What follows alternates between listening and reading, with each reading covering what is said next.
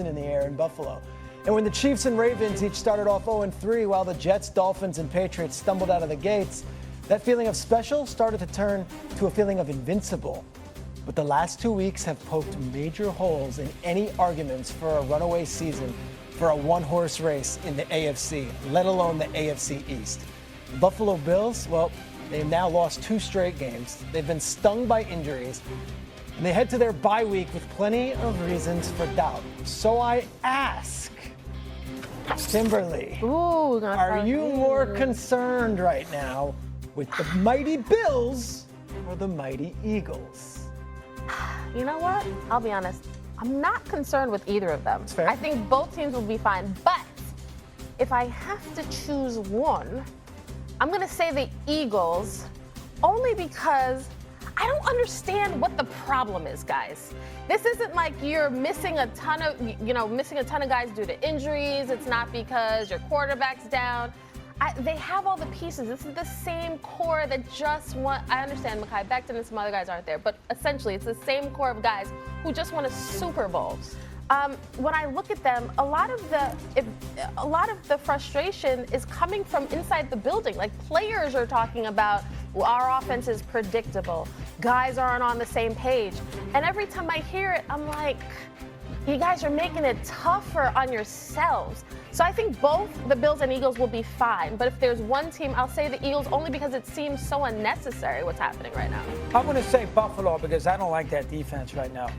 I mean, they let Bijan Robinson run like 200, he is great. 238 yards from scrimmage. He's not Red Grange, not quite. I mean, Red Grange. They say galloping ghost. Yeah, I love it. Save the football Giants, but that's another story for another day. But I mean, I'd be a little concerned about that defense of the Bills. I mean, and Josh is not playing great right now. He doesn't have a lot of great weapons from a wide receiver standpoint.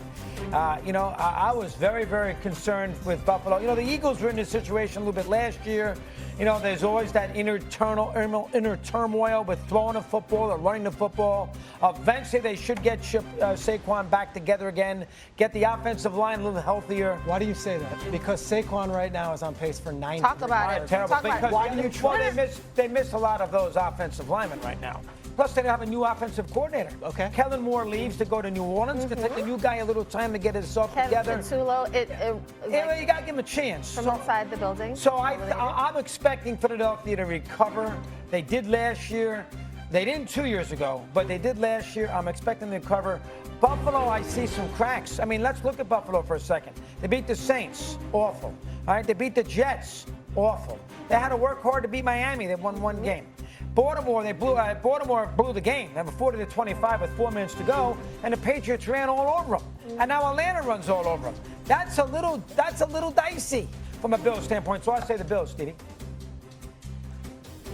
The answer to this question is the Eagles. Kimberly's right. And Dougie, here's what you have to look at. When you have the personnel and you have internal strife, that's a big deal because we understand why the Bills are suffering.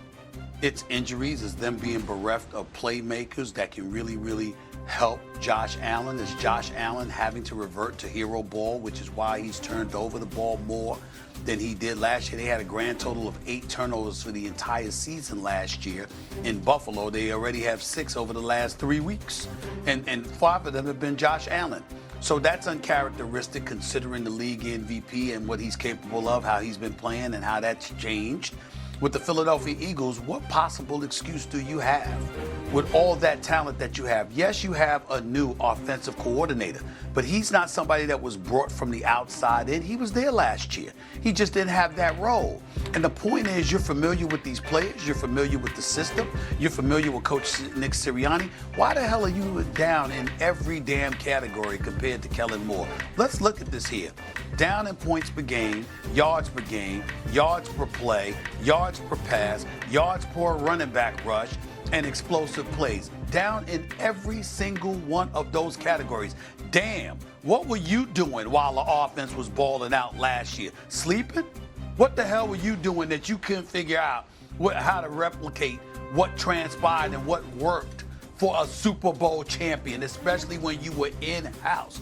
It would be one thing if you coming over from another team and everything is foreign to you, including the personnel. It's an entirely different matter altogether when you're very, very familiar with the personnel. You're very, very familiar with the system. You're very, very familiar with what the coach and the players like and dislike and want and don't want. And still, you suffering like this to the point where they got to dance around the media because, listen, whether you're talking about Hurts, whether you're talking about the offensive line, whether you're talking about Barkley, no matter what, you're really, really talking about Kevin Patullo. You're really talking about him. What they're really dancing around is that nobody has called out the fact that they're not enamored with the job he's doing. And keep in mind that this is an organization that just a couple of years ago, we were talking about Nick Sirianni and how they nosedived and how he didn't need to be calling plays and how he needed to just defer. And that's how Kellen Moore arrived there. That's how Kellen Moore got the job and ultimately was doing the job because we needed to take it out of Nick Sirianni's hands if we were the Philadelphia Eagles. So now you bring in a dude that has no experience whatsoever as an offensive coordinator and calling plays fresh off a Super Bowl championship. That's what you do. That's the position you put Vic Fangio's defense in. That's the position that you put Nick Sirianni or Sirianni put himself in. What the hell was that about? So we love Howie Roseman because I think he's the best in the business. But if there's one area where they drop the ball, and I'm not saying that Kevin Patullo won't end up being good, Kimberly. Please don't get me wrong. I'm not saying he's a finished product.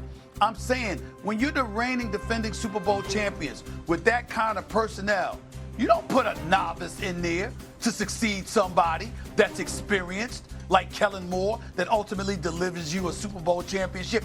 You're going to replace him. You needed to replace him with someone experienced. And they didn't do that, and that's why they're suffering. And to Stephen A's point, there is scar tissue because of 2 years ago. They had a great offensive coordinator in Shane Steichen. He leaves. How's he looking? How's he looking? Okay. But they promoted from within with Brian Johnson, and he wasn't the guy. Last year they hired from the outside with Kellen Moore. He was. So what do? Promote. They promote from within again. Are they making the same mistake twice? And is it too early to even go down that path? It's too early. It's too early, but unfortunately, they're going to be judged by their own standards, the standards that they set. So this history, we're going to bring up, hey, they were 10-1, and then they nosedive. But I will say, Doggy, you brought up with the Bills and how, last year we were talking about, or last year I think you said the Eagles were talking about them and their defense. They were 2-2. Yeah. And they figured out a way. I will say a little pushback for the Bills is that they did figure it out too. They were 3-0 to start last year. Then they fell to 3-2. Then the sky was falling. Everybody's wondering what's going on with Josh Allen and the Bills. And then they won 7 in a row to shut everybody up. So I think when you look at recent track record, at least that's why for me, the Bills, the defense is still an issue, but they figured it out. Now with the Eagles, it's just sort of like you're looking at a guy in the building, and it still looks disjointed. One thing. A couple of numbers to throw at y'all. Go ahead, Dougie. Go ahead. One thing I was going to say about the Bills. Keep an eye on the Patriots. Herm is here. Herm Edwards and said the Patriots could win in the division. I laughed at him. And you know what? He might be right. Beat him in Buffalo on Sunday night. Number one. And do you see the Patriots' schedule? Oh, my God. I will be there on Sunday. Miami, Cleveland. Tennessee. Tennessee this weekend. Well, they are going to win 12, 13 games. And Buffalo still got to play the Eagles. They still got to play, at Carolina won't be an easy game. They have a very tricky schedule, the Bills, at Pittsburgh. So from that standpoint, maybe New England can win the AFC East. Maybe that makes you more concerned about the Bills. Horrible for the Bills. A couple of things. Somebody saying something and proving themselves right and Doggy wrong is not breaking news. It happens all the time. Let's get that out the way first, okay? That's number one. Number two, here's what we also have to say, okay? The Philadelphia Eagles over the last 2 games, 71 pass attempts, only 31 rush attempts. We know that's capitulating